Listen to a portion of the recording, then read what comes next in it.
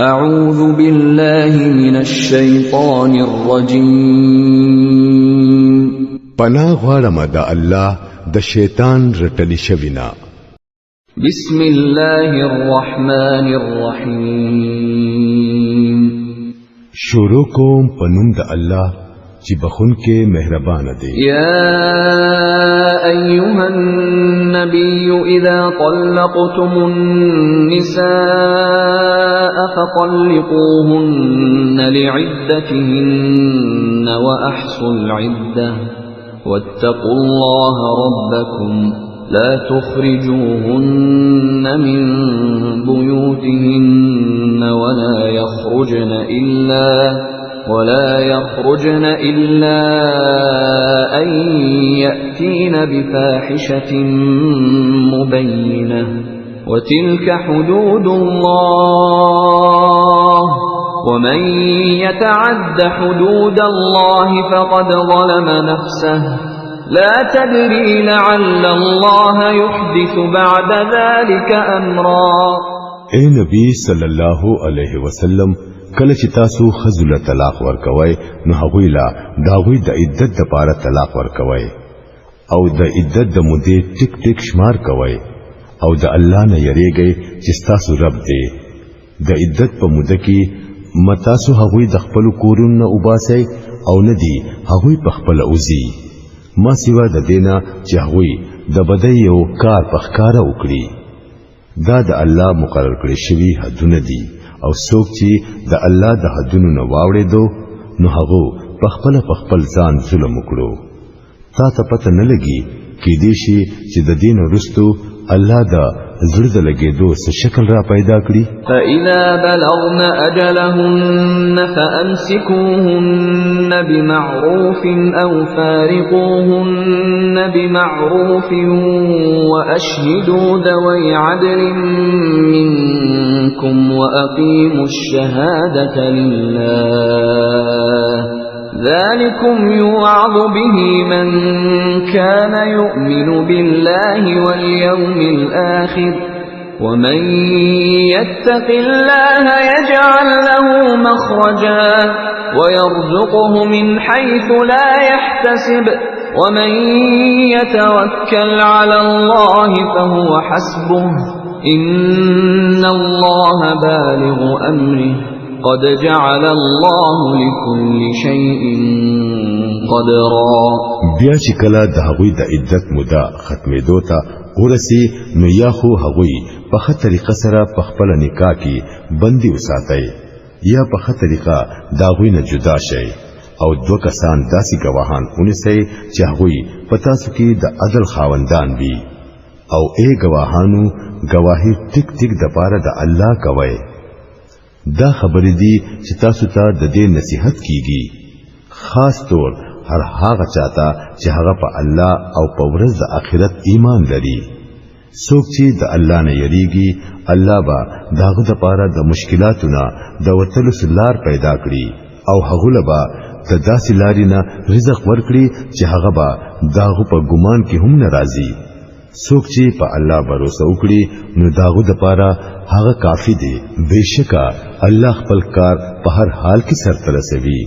الله د هر څه د پاره یو اندازه مقرر کړی دا واللائي يئسن من المحيض من نسائكم إن ارتبتم فعدتهن 3 أشهر واللائي لم يحضن وأولاة الأحمال أجلهن أن يضعن حملهن ومن يتق الله يجعل له من أمره يسرا او ستاسو په خزو کې چې کمی خزي د هیزنا نا امید شوی وي داوی په معاملې کې کچری تاسو ته سشکوي نو تاسو ته دی معلومه وي چې داوی عدت 3 میاشتې دی او هم دا حکم داوی دی چې هغه تلا هیڅ نه راغله او د حاملو خزو د عدت حد داده چې داوی بچي وشي څوک چې د الله نه یریږي الله دا په کار کې اسانتیا پیدا کوي ذلك أمر الله أنزله إليكم ومن يتق الله يكفر عنه سيئاته ويعظم له أجرا. دا د الله حکم دی چې تاسو ته نازل کړي دی. څوک چې د الله نه یره وکړي الله با داو گناهونه داغونه اورېږي او لوی اجر به ورل ورکړي. أسكنوهن من حيث سكنتم من وجدكم ولا تضاروهن لتضيقوا عليهن وإن كن أولات حمل فأنفقوا عليهن حتى يضعن حملهن فإن أرضعن لكم فآتوهن أجورهن وأتمروا بينكم بمعروف وإن تعاسرتم فسترضع له أخرى. طلاق شوی خزی د عدت په زمانه کې په هغه ځای کې ساتای په کم ځای کې تاسو اوسېږئ تاسو د خپل وس مطابق هر څنګه ځای چي وي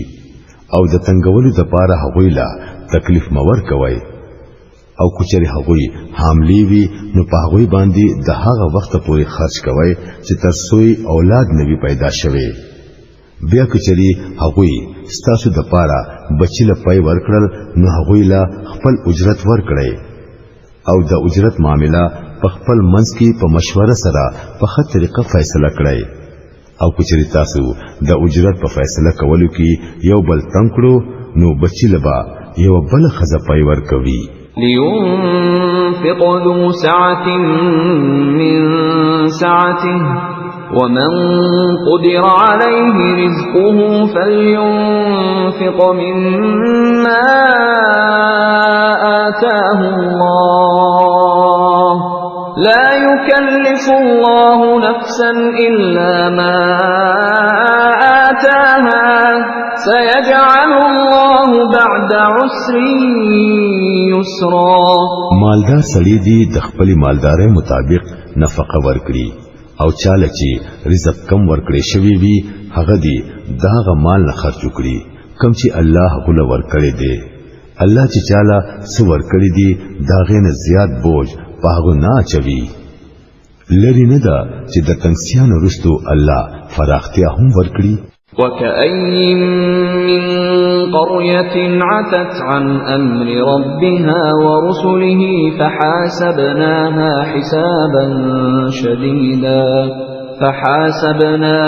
حسابا شديدا وعذبناها عذابا نكرا. څومره کلی دي چې هغوی د خپل رب او داغو د رسولانو د حکم نه مخ واړو نو مونږ داغوی سره سخت حساب وکړو او سخت سزا مو ورکړه. فذاقت وبال أمرها وكان عاقبة أمرها خسرا. هغوی د خپل عمل مزه وسکلا او داغوی انجام ټول د نقصان دی. أعد الله لهم عذابا شديدا فاتقوا الله يا أولي الألباب الذين آمنوا قد أنزل الله إليكم ذكرا. رسولا يتلو عليكم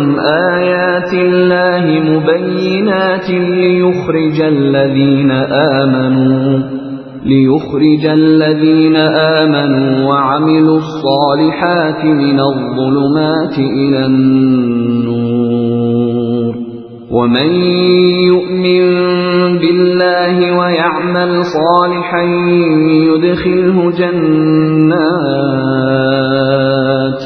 يدخله جنات تجري من تحتها الأنهار خالدين فيها أبدا قد أحسن الله له رزقا. په آخرت کې الله د هغوی د پاره سخت عذاب تیار کړی دی نو د الله نه ویریږئ اې د عقل خاوندانو چې ایمان مو راوړی دی الله تاسو ته یو نصیحت را لګلې دی یو داسې رسول چې تاسو ته د الله واضح آیاتونه اوروي د پاره د دې چې مؤمنان او نیک عمل خلق د تیارونه رڼا ته راوباسي څوک چې په الله ایمان راوړي او نیک عمل وکړي الله با هغه داسې جنتونو ته داخل کړي چې لاندې بتري نهرونه بهيږي دا خلق با په هغه کې همیشه اوسيږي الله د داسې سړي لپاره بهترین رزق ساتلې دی الله الذي خلق 7 سماوات ومن الأرض مثلهن يتنزل الأمر بينهن لتعلموا أن الله على كل شيء قدير وأن الله قد أحاط بكل شيء علما الله هغه ذات دی چې وو اسمانونه جوړ کړل او داغه پشان د ځمکې د قسم نه هم په دې ټولو کې حکم نازلېږي دا خبره تاسو ته په دې وجه خو دل کېږي چې تاسو ته معلومه شي چې الله په هر څه باندې قدرت لري او د الله علم په هر څه باندې خور دی